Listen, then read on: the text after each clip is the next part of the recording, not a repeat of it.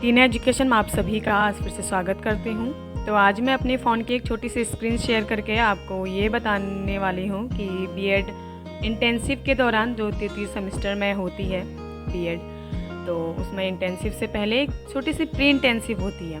उसमें हमें बताया जाता है कि इंटेंसिव में हमें कौन से क्रियाकलाप करने हैं, क्या ऑब्जर्वेशन करना है, किन किन चीज़ों का अवलोकन करना है, सारी जानकारी दी जाती है। तो आज हम प्री इंटेंसिव की जो फाइल है वो किस तरीके से बनती है उसके बारे में थोड़ा सा मैं अपनी वीडियो में आज आपको बताने वाली हूँ, तो अंत तक बनिए रहेगा। सबसे पहले आप एक फ्रंट पेज बना सकते हैं जिसमें आप अपने ऊपर से अपने महाविद्यालय का नाम और अपनी जो भी सन है, जिस सन में आप अपना बीएड कंप्लीट कर रहे हैं वो सन, नीचे से अपना नाम, सब्जेक्ट वगैरह डाल के थोड़ा सा अपने पेजेस को डेकोरेट कर सकते हैं। ये हमारा एक सिंपल सा फॉर्मेट है प्री इंटेंसिव फाइल का। तो आप अपने जो भी इंटेंसिव आप फाइल बनाओगे तो उसमें आप किनारे से अपने अकॉर्डिंग जो भी डेकोरेट आप करना चाहो वो कर सकते हैं। तो आइए वीडियो को शुरू करते हैं। तो सबसे पहले हम आभार लिखेंगे, जैसे मैंने लिखा हुआ है आभार मतलब एक्नॉलेजमेंट जिसे हम कहते हैं। तो मैं, उसके बाद अब आप अपने कॉलेज का नाम डाल सकते हैं। जैसे मेरे कॉलेज का नाम है देवभूमि कॉलेज ऑफ एजुकेशन बनबसा की बीएड तृतीय सेमेस्टर की छात्रा। अपनी प्राचार्य यानी कि अपने प्रिंसिपल का आप यहाँ पे नाम लिख सकते हैं। जैसे मैंने लिखा हुआ है डॉक्टर दिशा थपलियाल जी। तथा समस्त शिक्षक गणों का आभार व्यक्त करती हूँ जिन्होंने मुझे इस कार्य को करने में सहायता प्रदान की। तो आप ये सारी चीज़ें लिख सकते हैं कि जिन जिन लोगों ने हमें सहायता दी, अपने शिक्षक गणों का आभार व्यक्त करते हुए, प्रधानाचार्य जी का आभार व्यक्त करते हुए और अपने सहपाठियों एवं मित्रों का भी आभार व्यक्त करते हुए जिन्होंने हमें इस काम को करने में पूरा सपोर्ट किया। धन्यवाद। उसके बाद हम प्री इंटेंसिव की जो मेन फाइल होती है उससे हम स्टार्ट करते हैं और आप आभार के बाद अपना एक इंडेक्स पेज वगैरह डाल सकते हैं, अपना एक अच्छा सा इंडेक्स बना के। इसके बाद हम प्री इंटेंसिव की जो फाइल है वो स्टार्ट करते हैं। और प्री इंटेंसिव की फाइल में आप सबसे पहले तो प्री इंटेंसिव के बारे में लिखेंगे कि जो प्री इंटेंसिव का कार्यक्रम है वो मात्र डिग्री के अधीन न रहकर छात्राध्यापकों को यह योग्यताधारी एवं व्यावसायिक रूप से भावी शिक्षक बनाने के लिए एक मील के समान है। इसी इंटेंसिव को व्यापक रूप से समझने के लिए प्री इंटेंसिव हेतु आवश्यक तथ्यों से अवगत कराया गया है। तो उसके बाद अपना नाम, अपने कॉलेज का नाम लिखते हुए जो भी आपने परिसर में शिक्षकों द्वारा बताया गया, हमें शिक्षण के दौरान किन किन बातों का अवलोकन करना होगा और किन बातों की रिपोर्ट तैयार करनी होगी, इसके साथ ही कैसे इंटेंसिव की प्रक्रिया शुरू करनी होगी तथा इंटेंसिव के दौरान किन किन बातों का ध्यान रखना होगा, ये सारी चीज़ें इंटेंसिव के बारे में हम लिख सकते हैं। उसके बाद हमारा टॉपिक रहता है कि teacher behaviour towards learners, colleagues, principal and management. उसके बाद इंटेंसिव के दौरान हमें सर्वप्रथम विद्यालय के शिक्षकों का व्यवहार अवलोकन करना होता है। इसमें हमें निम्न बिंदुओं का अवलोकन करना होगा जो इस प्रकार है। उसके बाद आप इन बिंदुओं को देख सकते हैं कि अवलोकन करना होता है कि शिक्षक का व्यवहार अपने विद्यार्थियों के प्रति कैसा है, कक्षा में प्रदर्शन किस प्रकार का है। उसके बाद दूसरा देखिए, यह अवलोकन करना होता है कि शिक्षक का अपने सहपाठियों के प्रति व्यवहार कैसा है और शिक्षक का विद्यालय के प्रधानाचार्य या फिर प्रबंधक के प्रति उनका कैसा व्यवहार है। इन सभी बिंदुओं को हमें बताया गया कि हमें इंटेंसिव के दौरान क्या क्या करना चाहिए और इस प्रकार हमें शिक्षक व्यवहार अवलोकन करना होगा। उसके बाद learner behaviour towards teachers, colleagues, principal and management. तो शिक्षा के मुख्य रूप से दो मुख्य सदस्य होते हैं, एक शिक्षा देने वाला और दूसरा ग्रहण करने वाला।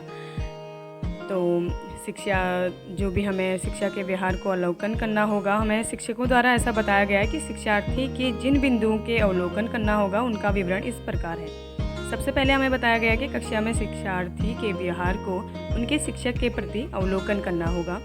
दूसरा बताया गया कि शिक्षार्थी का अवलोकन उनके सहपाठियों के साथ कैसा होगा, अपने प्रधानाचार्य के साथ कैसा होगा और विद्यालय प्रबंधन के साथ कैसा होगा। इन सभी तथ्यों का हमें अवलोकन करना होता है।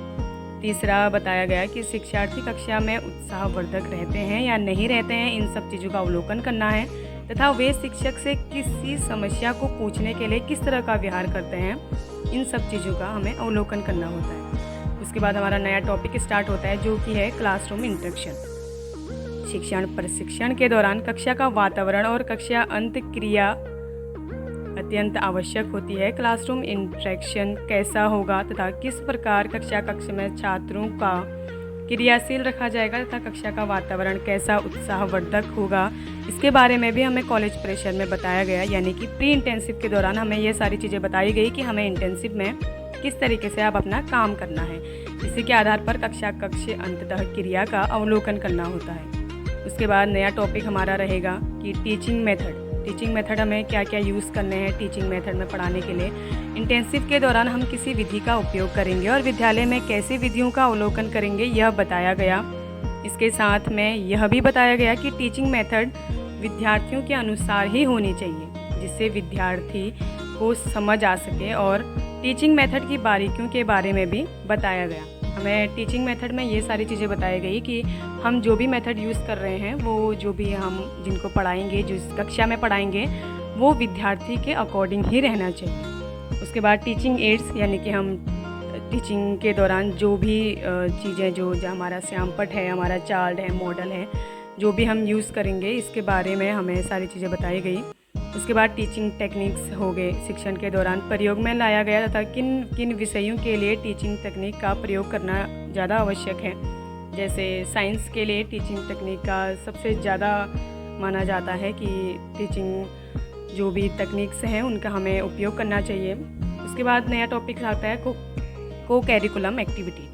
हमें यह बताया गया कि विद्यालय में को कैरिकुलम एक्टिविटी क्या होती है और उनका महत्व क्या होता है। इंटेंसिव के दौरान हमें पाठ्य सहगामी क्रियाओं का अवलोकन करना होगा, जैसे प्रार्थना सभा कैसे होगी, शारीरिक क्रियाएं, सांस्कृतिक कार्यक्रम और उसके अंतर्गत अन्य गतिविधियां कैसी होनी चाहिए। ये सारी चीज़ें हमें अवलोकन करनी है इंटेंसिव के दौरान। ये हमें प्री इंटेंसिव में बताई गई थी। उसके बाद हमारा नया टॉपिक होता है स्टार्ट की स्कूल रिकॉर्ड्स। इंटेंसिव से पहले हमें यह बताया गया था कि विद्यालय अभिलेख यानी कि स्कूल रिकॉर्ड्स कैसे होने चाहिए और हमें इंटेंसिव के दौरान कैसे जो भी स्कूल रिकॉर्ड्स का मेंटेनेंस करना है और हमें क्या क्या अवलोकन करना होगा, यह सब सारी चीज़ें बताई गई थी।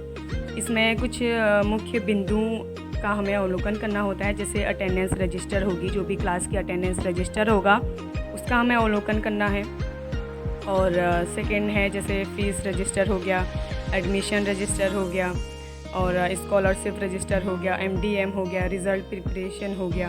इन सभी बिंदुओं के आधार पर हमें जो अपना स्कूल रिकॉर्ड होगा वो सारी चीज़ें मेंटेन करनी पड़ेगी। उसके बाद हमारा टॉपिक आता है ऑब्जर्वेशन ऑफ कम्युलेटिव रिकॉर्ड्स। हमें यह बताया गया कि जो कम्युलेटिव रिकॉर्ड्स हैं वो क्या होते हैं और एक छात्र का कम्युलेटिव रिकॉर्ड बनाना होगा। अपने इंटेंसिव के दौरान हमें यह अवलोकन करना होगा कि कम्युलेटिव रिकॉर्ड एक पत्र है जिसमें किसी एक छात्र के बारे में सूचनाएं एकत्रित करनी है। यानी कि हमें एक कम्युलेटिव रिकॉर्ड बनाना होता है, उसमें एक छात्र, ऐसा छात्र या फिर जो शारीरिक तरीके से कमज़ोर हो या फिर जो मानसिक तरीके से कमज़ोर हो या फिर जो कक्षा में सबसे अलग रहता हो, इस तरीके से जो कक्षा के अन्य छात्रों से सबसे अलग हो, उस छात्र का हमें जो भी है वो कम्युलेटिव रिकॉर्ड बनाना होता है। उसके बारे में सारी जो भी इंफॉर्मेशन, उसका नाम, मदर नेम, फादर नेम, उसको क्या समस्या है, वो क्लास में किस तरीके से अन्य बच्चों के अकॉर्डिंग किस तरीके से वो अलग तरीके से बिहेव करता है, ये सारी जो भी इंफॉर्मेशन है हमें अपने रिकॉर्ड में, कम्युलेटिव रिकॉर्ड में डालनी पड़ती है। अगला टॉपिक होता है हमारा observation of classroom management strategy. यानी कि इस इंटेंसिव प्रक्रिया में क्लासरूम मैनेजमेंट का महत्वपूर्ण योगदान होता है। हमें यह बताया गया है कि क्लासरूम मैनेजमेंट क्या होता है और किस तरह का रखना चाहिए तथा क्या क्या विधियां हैं जिससे क्लासरूम मैनेजमेंट हो जाए और हमने किस प्रकार इंटेंसिव के दौरान क्लासरूम मैनेजमेंट का अवलोकन करना होगा। यानी कि क्लासरूम मैनेजमेंट क्या होना चाहिए, क्लास में किस तरीके के चार्ट होने चाहिए, किस तरीके के मॉडल होने चाहिए, क्लास का एक माहौल किस तरीके का होना चाहिए, ये सारी चीज़ें हमें अपने इंटेंसिव फाइल में डालनी पड़ती है। उसके बाद अंत में एक निष्कर्ष लिखते हैं और ये निष्कर्ष किस तरीके से लिखते हैं ये भी आप मेरी एक प्लेलिस्ट है बीएड की एक प्लेलिस्ट बना रखी है, आप उसमें जाकर भी देख सकते हैं। निष्कर्ष में हम जो भी हमने प्री इंटेंसिव के माध्यम से इंटेंसिव की जो भी हमने बारीकियों का पता चला, जो भी हमने क्रियाएं की, जो भी हमें किस तरीके से हमें करना चाहिए इंटेंसिव और किस तरीके से अपनी इंटेंसिव की हम जो रिटर्न फाइल होती है वो बना सकते हैं। ये सारी चीज़ें, शिक्षकों का व्यवहार विद्यार्थियों के प्रति, विद्यार्थियों का शिक्षकों के प्रति, शिक्षकों का प्रधानाचार्य और अपने जो भी सहयोगी साथी हैं उनके प्रति, विद्यार्थियों का अपने सहपाठियों के प्रति किस तरीके का व्यवहार होना चाहिए, हमें कक्षा में किस तरीके के जो भी टीचिंग एड्स हैं, टेक्निक्स हैं, इनका किस तरीके से इस्तेमाल होना चाहिए, ये सारी चीज़ें हमने प्री इंटेंसिव में हमको बताई गई। तो वही सारी चीज़ें लिख के वो हमें एक निष्कर्ष करना है। तो यही कहा जा सकता है कि जिस तरह किसी कार्य को करने से पहले उसकी तैयारी की जाती है ताकि कार्य बिना बाधा के हो जाए, उसी प्रकार प्री इंटेंसिव भी इंटेंसिव आसानी व प्रभावी तरीके से हो जाए इसलिए कराई जाती है। तो आपने देखी अभी कि प्री इंटेंसिव क्यों कराई जाती है, क्योंकि जो हमारी इंटेंसिव होगी वो बिना रुकावट और बिना बाधा के तरीके से हमारी इंटेंसिव जो है वो कंप्लीट हो जाए, जो लगभग 4 महीने की चलती है। इसलिए जो प्री इंटेंसिव होती है वो कराई जाती है। तो थैंक यू, और वीडियो अच्छा लगे तो वीडियो को लाइक, कमेंट एंड चैनल को सब्सक्राइब कर सपोर्ट